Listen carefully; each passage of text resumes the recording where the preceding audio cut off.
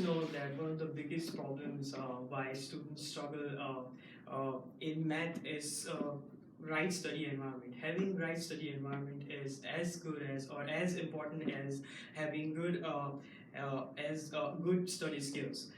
So have you been looking for the right environment to study math? Have you been looking for the right place to study math? I'm Bhavya Parikh, and I have completed 4 hours of service learning at Mathematics Assistance Center, also known as Math Lab at ULR. Today I'm going to talk to you about my service learning at Math Lab.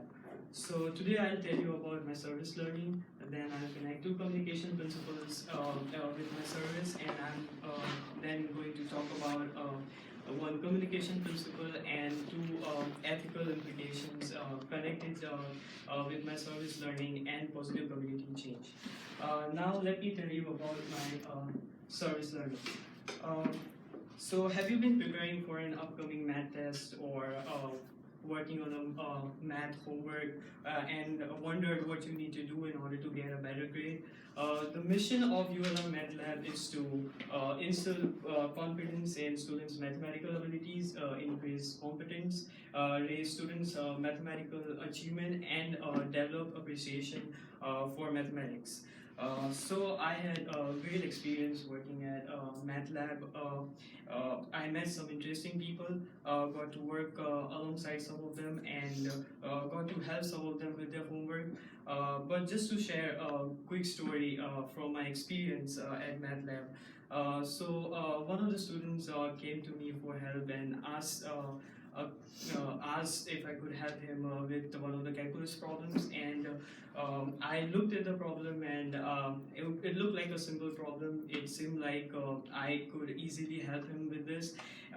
Then I started working on the problem on one of the whiteboards in MATLAB. I made a mistake and got the wrong answer. So I erased it off and started working on it again, and then I made the same mistake and got the same wrong answer. Then after looking at it, after looking at the work I'd done for a few minutes and going through all of my steps multiple times, I figured out where I went wrong and fixed my mistake and got the right answer. So it got a little embarrassing for me there, but it will always be a funny story to tell. Now I'm going to tell you about communication principles connected to my service learning.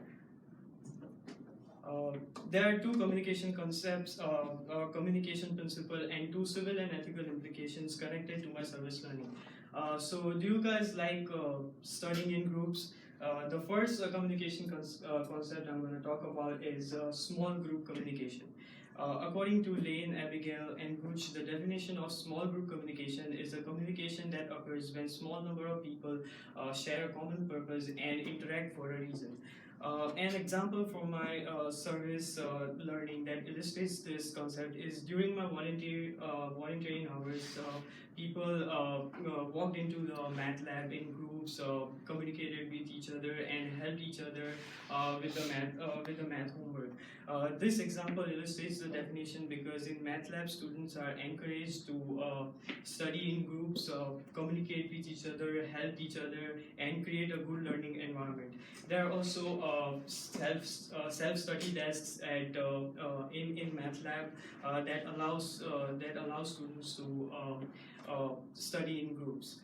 The second communication concept I'm going to talk about is self-efficacy. So, according to Lane, Abigail, and Gooch, the definition of self-efficacy is one's belief in his or her ability to manage a prospective situation. An example from my experience that illustrates this definition is I helped one of the students with one of the problems on math homework, and from that she believed in her ability to solve all the similar kinds of problem on her homework.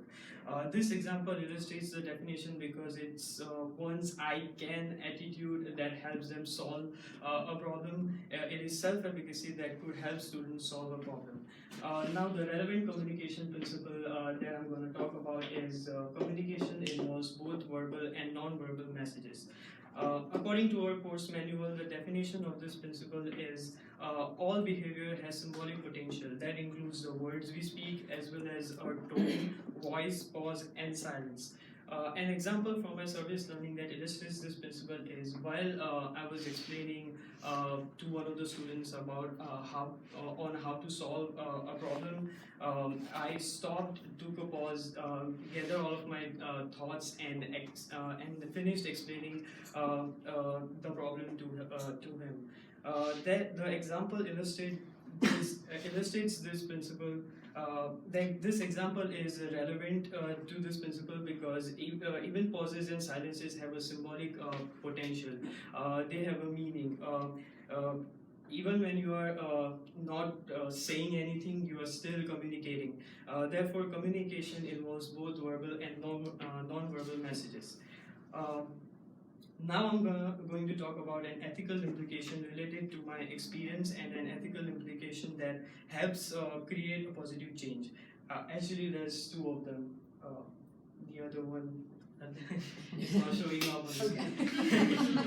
So don't we all want to be treated with respect? The first ethical implication related to my story is related to my experience is respect. The explanation of this implication, according to our course manual, is actively listening to and showing regards for the ideas of others before evaluating and responding to their messages. An example of this implication from my service experience is when students came for me to help, I listened to their questions and concerns, showed regards to their ideas on how to solve a problem, and then responded or answered their questions and helped them solve a problem. This example relates to my experience because as a tutor, I treated students with respect. I actively listened to them and showed regards to their ideas and questions before evaluating and responding to them.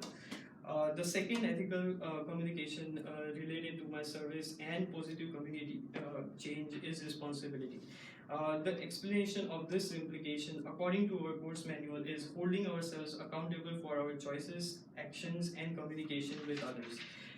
An example of this implication from my service experience is as a math tutor, I communicated with students in a responsible manner. I listened to their questions and concerns and tried responding to them in the best way possible.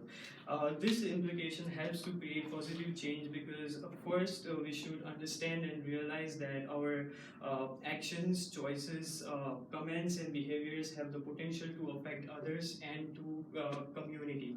Uh, so if we need to communicate in a more responsible manner. We should understand the consequences of our actions, choices, and should I stop? She says stop. Oh, yep. Hold on, just go ahead and finish. Okay. You're almost there. So we should understand the consequences of our actions, choices, and comments before making them. So in conclusion, today I talked about my service learning, shared a story about first story from my experience, connected two communication concepts, talked about one ULR communication principles, and then connected two ethical implications with my service learning and positive community change.